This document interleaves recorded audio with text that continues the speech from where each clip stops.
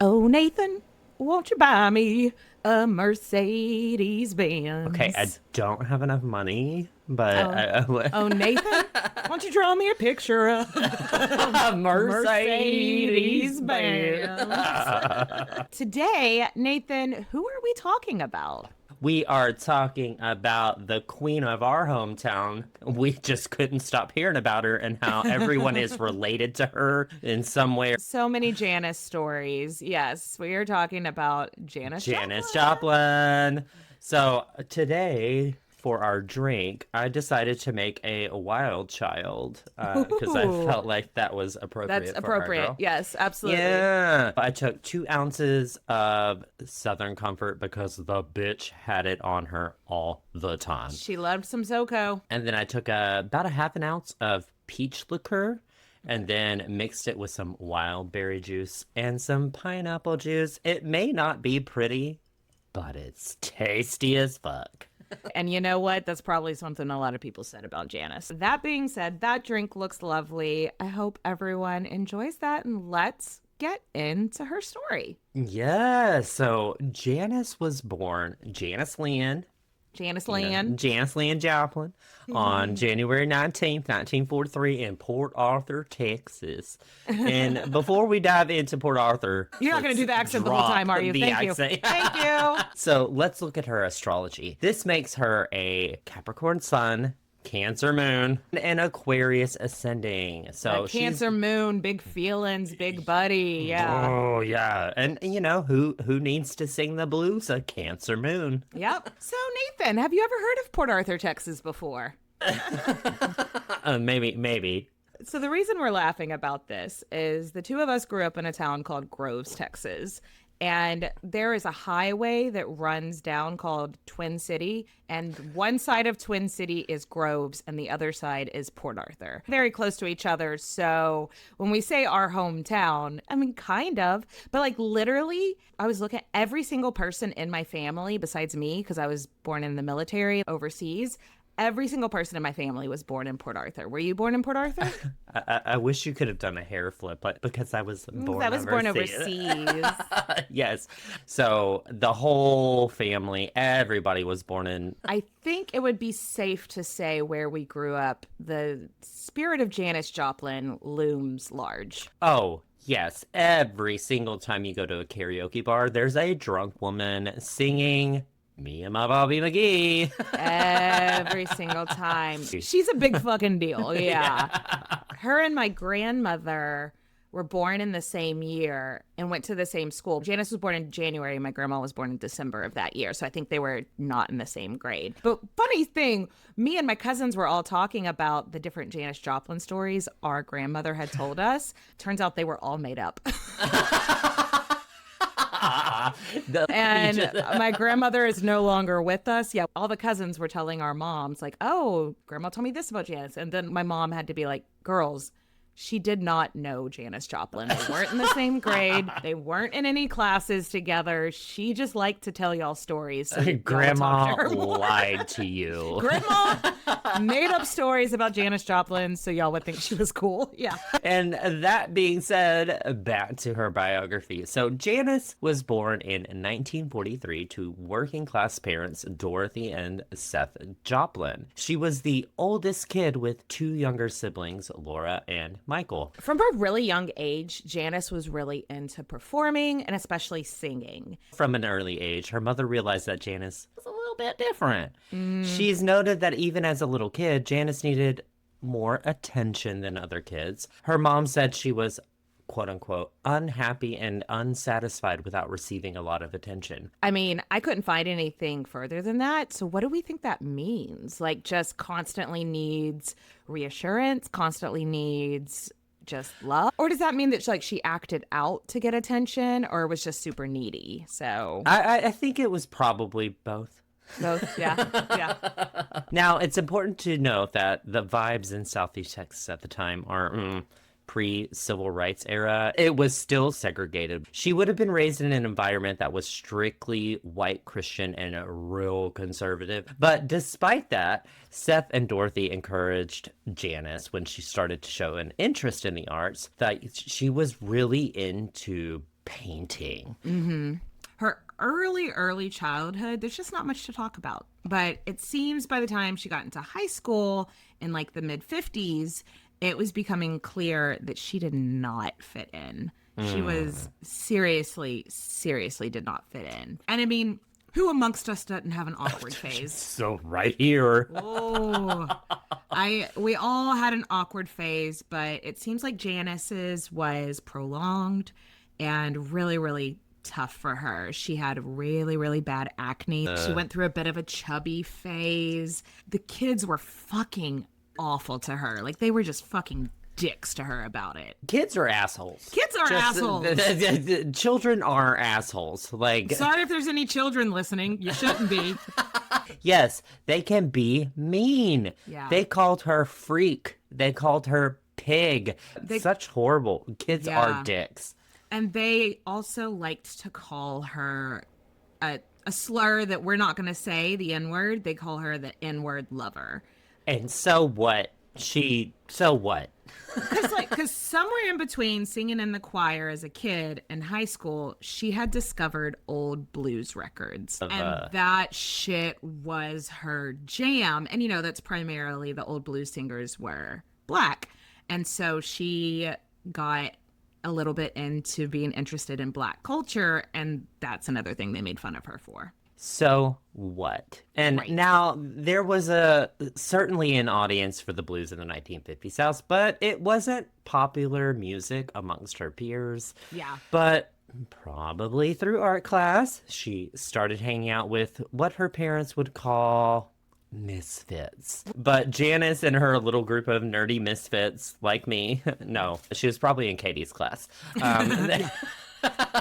They dressed like beatniks. And every day after school, she'd go home and put on her blues records. Hear the jams. And a lot of the artists she listened to were from like before she was born. Like a lot of these musicians she liked were putting things out in like the 1920s, 1930s. Ma Rainey, who was often called the mother of blues. Ooh. Bessie Smith, who is called the Empress of the Blues. I can so picture her just as like a teenager rushing home after school to listen to these records. There's something about an old record when you put it on and it has that weird scratchy sound to it. It's just gorgeous. But I mean, it's her influence, right? That's what influenced her. So in 1957, when the top song in the country was Elvis Presley's All Shook Up, Janis and her friends are hunting down 30-year-old blues records and reading those beatnik magazines, and she's just really leaning into this counterculture vibe. I think it's funny that all these white kids didn't realize they were listening to Black music because Elvis was just like straight up ripping off Black artists. Yep. They had no idea that you are listening to Black culture. Yep. Too late. Oh, Elvis Presley out there stealing from Black people and having sex with underage girls. What a guy. Janis knows she's not everybody's cup of tea here in her hometown. But she's like, fuck it. They already think I'm weird, so I'm just going to do my own damn thing anyway. Janis graduated high school in 1960 and spent a little time at our alma mater, Lamar University. You have to say it with that accent or else it doesn't mean anything. After she left Lamar University, she moved to Austin, Texas to attend the University of Texas, which... She's following us. I know, this feels very familiar. By the time she got to college, Janis already played the guitar and was starting to write songs. And she performed in a band with other UT students called the Waller Creek Boys. She played the auto harp, which I had to Google, and their little band got enough attention that Janis got a write-up in the University of Texas and UT's campus magazine called the Daily Texan. And the article was titled, "She Dares to Be Different." She goes barefooted when she feels like it, wears Levi's to class because they're more comfortable, and carries her auto harp with her everywhere she goes. Her name is Janis Joplin, and she looks like the type of a girl a square would call a beatnik. Okay, so let's think about this for a second. Janice, as a child, she just needed attention, like to survive. Like she's like fucking Tinkerbell, clap or she'll die. But then she went her whole life hiding to not get ridiculed by her peers. So when someone is like asking to do a write up about her because she's just so different and like one of a kind, she must have felt really good about herself. That must have been really exciting. But you remember how kids are assholes? Shit. Yeah, so they're in college now. And they're still assholes. And still assholes. And in response to this article, one of the UT frats voted Janis ugliest man on campus. She was pissed. Y'all, we wish we could tell you that this just rolled off of Janis's back like water, but she was mortified. I would have been mortified, and she really let it affect her mentally, which fucking sucks because she was just starting to find herself and just getting comfortable in her own skin. She dropped out of school the next week, and I hate that. But I mean, that's so shitty. Why are men... Just leave it there. Just leave it there. Why are men? She would later say her peers laughed her out of Texas because she packed up her shit and headed west like the next week. She hitchhiked all the way from Austin, Texas to San Francisco in 1963. You are going to San Francisco. Yes, and that's what she did. Okay, so picture it. San Francisco. Yes. The place to be in the 60s hippie movement. Yes. In fact, would say the 1963 was just the dawn before the hippie culture was rising.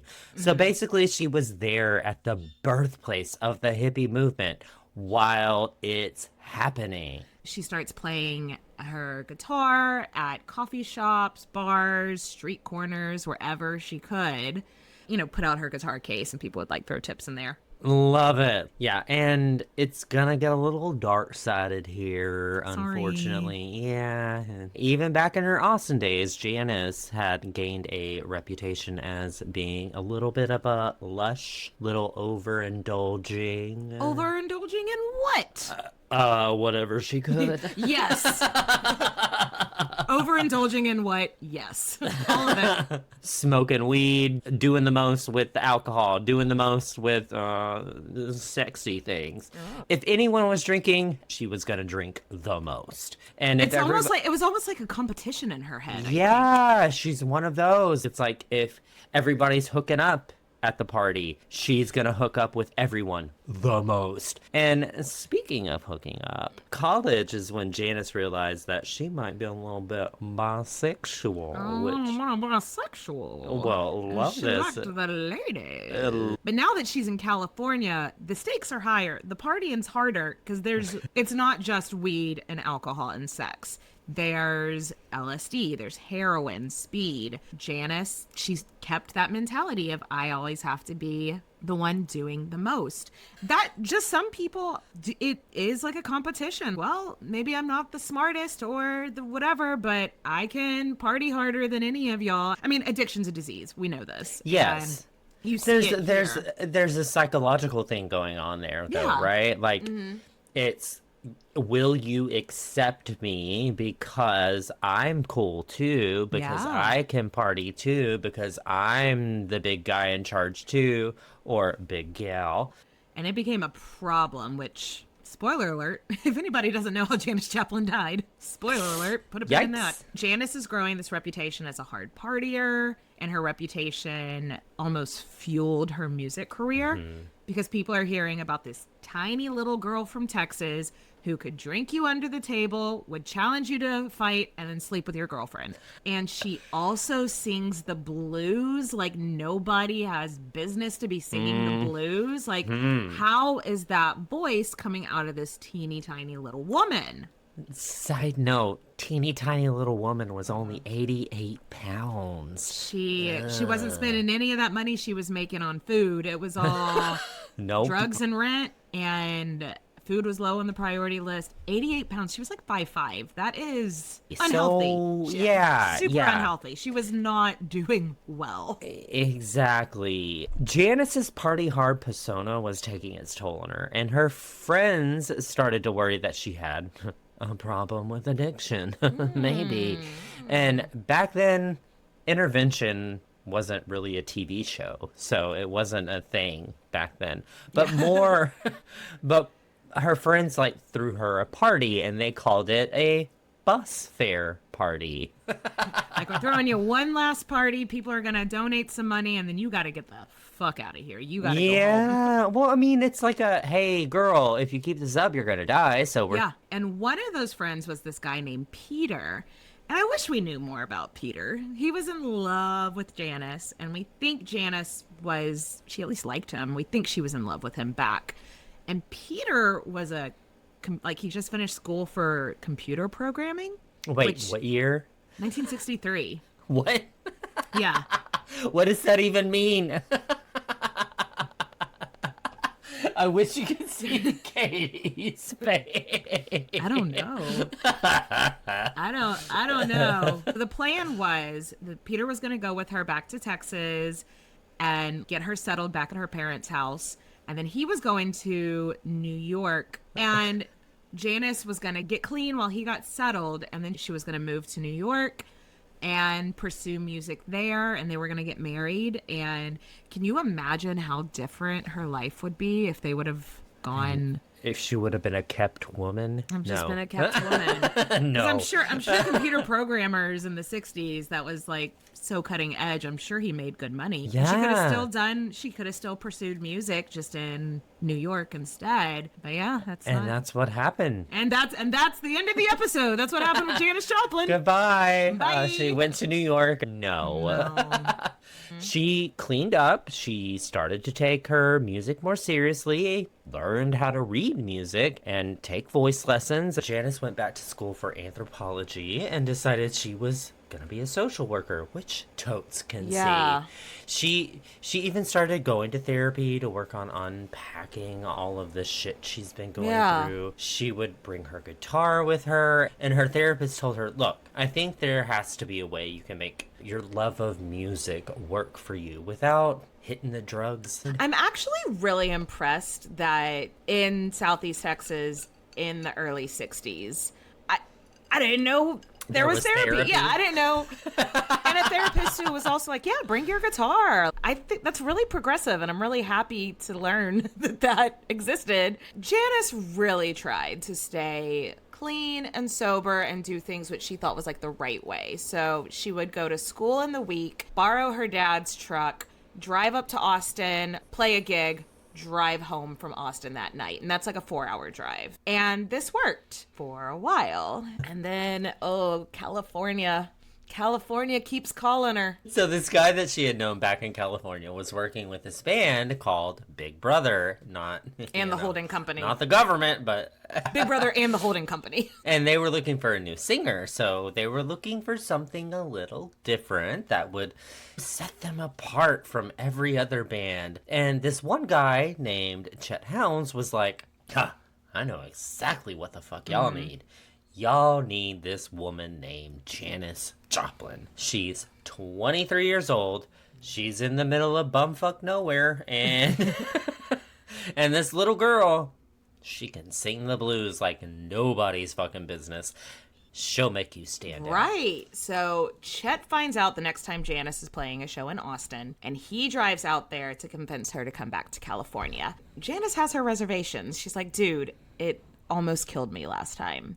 Chet is like, I'm going to take care of you. You're going to move to San Francisco. You're going to move in with me, and I'm not going to let people come around that are doing drugs. So that was his promise. So she drives her dad's truck to Port Arthur with Chet following her, and they go inside and tell her parents that she's decided to move back to Austin, and she's moving back right now, going back with Chet. Peace, gets in his car.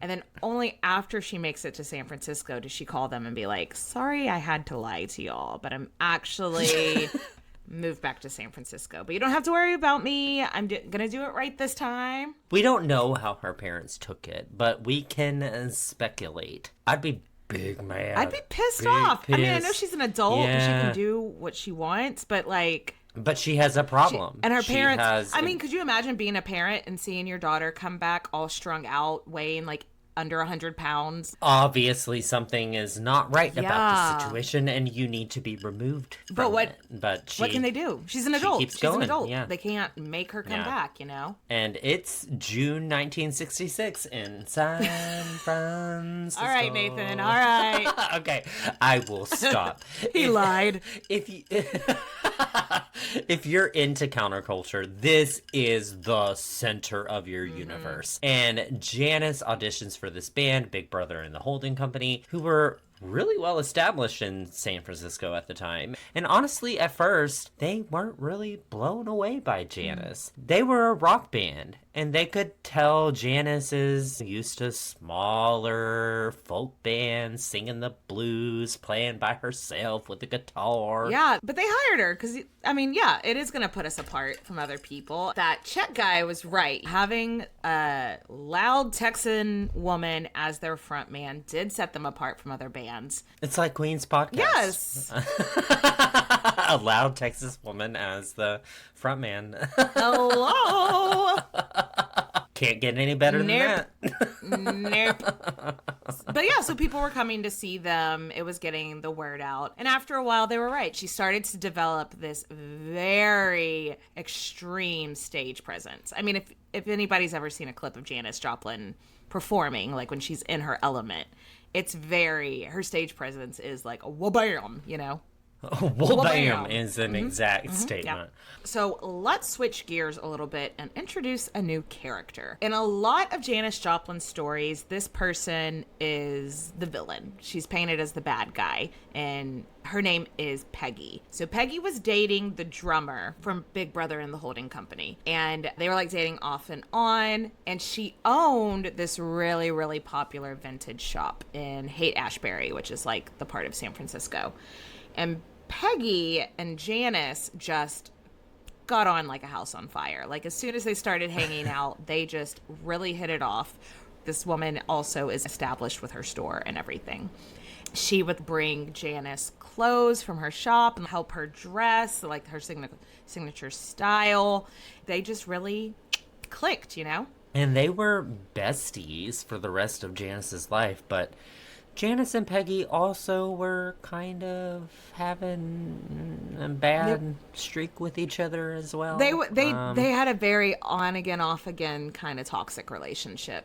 Yeah, and by that we mean they were both bisexual and they both hooked up and there was a little bit of drama. Yeah. But they never wanted to date each other, but then one would start to catch feelings for the other, and then they would have some falling out, and then they would miss each other as friends. And oh my god. But that doesn't explain why Peggy is sometimes considered the villain in this story. Peggy is often blamed for getting Janis back into using drugs again. She started using like she needed to make up for lost time. It's so sad.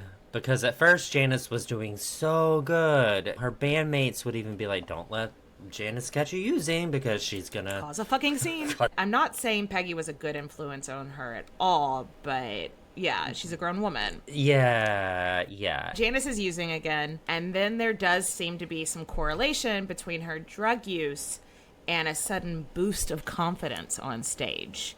So I'm certain she could have achieved that without drug use, but I think she's like thinking like, oh, this helps me perform. So let's fast forward. It's about a year later, 1967, and Big Brother and the Holding Company is invited to perform at a show called the Monterey Pop Festival. Nathan, have you ever heard of the Monterey Pop Festival before? No, I haven't. Yeah, it's not as like big as some other festivals, but you know me, I'm a classic rock absolute nerd. For anyone that doesn't know, the Monterey Pop Festival is like in the classic rock genre, like a big fucking deal, because a lot of people that would go on to be like fucking legends in music kind of got noticed at the Monterey Pop Festival. Like who? So it's a 3-day music festival in 1967 that is widely credited for bringing these artists from obscurity to the limelight.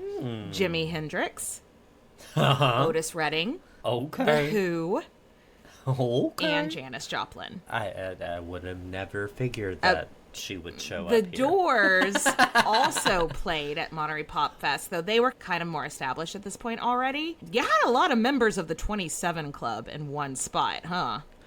Oh, yeah, and if you don't know what the 27 Club is, that Check out there's a Patreon episode coming out soon. Yeah. This show was a massive hit. And after this, things move fast. They're signed to a record company, and then they're ditched from the record company, and then signed to another one, blah, blah, blah.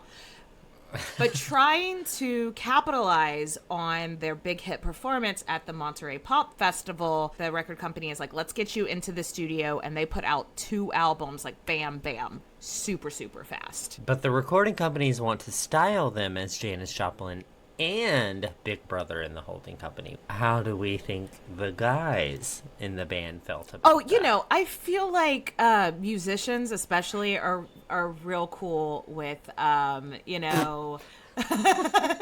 sitting on the sidelines. Sorry, no, Real go they're with not. the flow. No, it caused some drama, yeah. Yeah, because, how would How would you feel if somebody was like, oh, we want to style Queen's podcast as Nathan Foster in Queen's podcast? I'd be a little annoyed. Yeah, you'd be like, what the fuck? Wait, hold on. Well, not even that, but like if we brought in another person. Yes, that hadn't been there since the beginning. And then they are like, oh, it's Sally Struthers and the Queen's podcast. You'd be like, excuse the fuck out of me? Yeah. Now, their first album, simply titled Big Brother and the Holding Company, it did well. But their second album, Cheap Thrills, is the one that you know a bunch of songs from. Really, really did well. Cheap Thrills was a #1 on the Billboard charts for 8 weeks. And so that is fucking huge, yeah. And if you know any Big Brother and Janis songs, the one you're probably most familiar with is Piece of My Heart. Come on. Yeah. Come on, take a little piece of my heart now, baby. Yes. I love how we both instantly just got went there. drunk and on Just heroin. all of a sudden. And also their cover of Summertime is on Cheap Thrills, which, oh god, I love that. It's so haunting. I fucking love it. And after this album, Janis was on the 6th cover of Rolling Stone magazine, and the headline, Janis Joplin, the Judy Garland of rock. Which they both had really sad lives and died young of addiction. So she is a bona fide rock star now. Like many rock stars that feel like their band is holding them back, she decides to go solo. But now Janis is a solo act, and she is ready to hit the stage. Her new sound gets mixed reviews.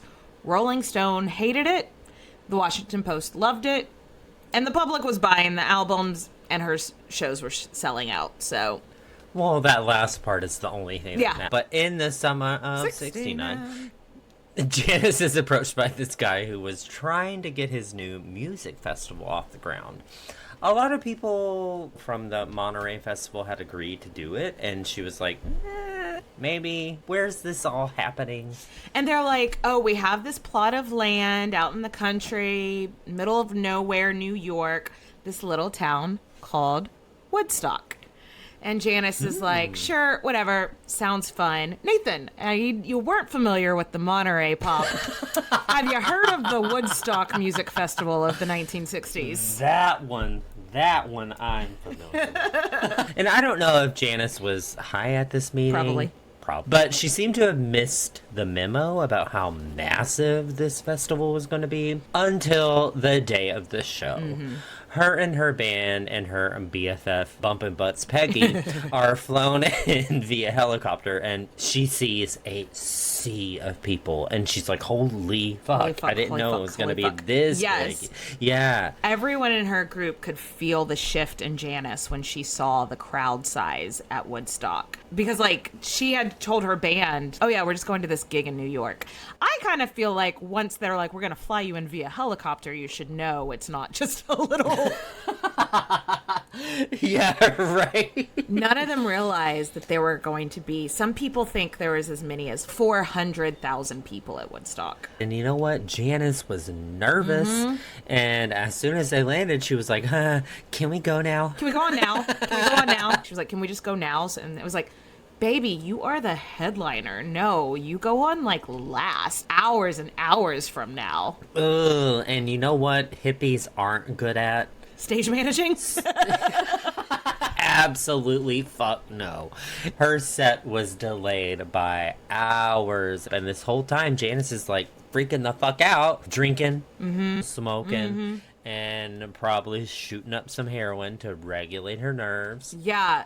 Janice was originally supposed to go on at 10 p.m. She ended up not going on until 2 a.m. So she was there for over 10 hours, just panicking and getting high. Not good. Now, watch some of the recordings from her set and maybe don't fucking know what people on heroin look like.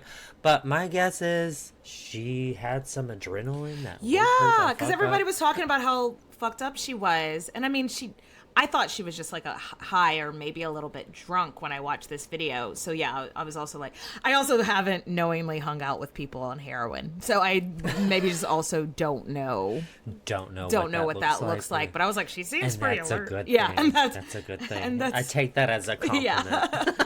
What, that you're just so you're so good at hiding when you're on heroin? Like, what do you mean? Oh God, for real. Like, this performance wasn't her best. No. Pete Townsend from The Who would say she was not at her best due to the amount of booze and heroin she'd consumed, but even Janice on an off night was incredible. Yes. And the fans loved it. The people loved it. It was a massive hit. And that's the end of the story. All right, bye. No. Sadly, the rest of the story is just sad. Just short and sad. Janice's drug use after this was out of control. She was spending about $200 a day on heroin, which that's a lot. Which in today's money is like $1,600 a day on heroin. She also became known for always having her signature bottle of Southern Comfort with her, which is why Nathan put that in the drink. Why we have the drink that we made. I didn't put it in here. I think I read a story that like Jim Morrison was being a creep because Jim Morrison from The Doors being a creep was just kind of his thing, and she just smacked him upside the head. So her bottle of Southern Comfort. Yes, we love to see it. Yes, a sassy Southern woman. A lot of people thought walking around with the bottle of Southern Comfort was just kind of a shtick. Like, oh, she's surely not actually drinking 6 bottles of that a day or whatever. But nope, it was not. That whole bottle was gone by lunchtime. Yeah. And the next year is a lot of the same. Janice goes on tour. Her band and her manager try to keep her clean. Works for a couple of weeks, and then she goes out to a party, gets fucked up, goes on a bender, and then the cycle starts all over again. Right. But here's the kicker. She's a huge star now, and she's getting invited to more and more parties, and when she shows up, because she's like this guest of honor, the bar is just stocked with Southern Comfort. The heroin is flowing. I don't know what heroin does. But no, because they know she's coming, they're stocking up on what she's famous for liking. It would be rude for me not to do the hair. It's like if Oprah showed up and was like, and you get heroin, and you get heroin. And you can't say no to Oprah's heroin, like. So let's hop, skip, and a jump. It's early 1970, and Janice is exhausted. The last 2 years have been nothing but tour. What's the Lady Gaga thing? Like, bus, a plane, a club, no sleep. No, that's just all she's been doing for the last 2 or 3 years. That takes a toll on someone. Is Lady Gaga Janis Joplin reincarnated? Discuss.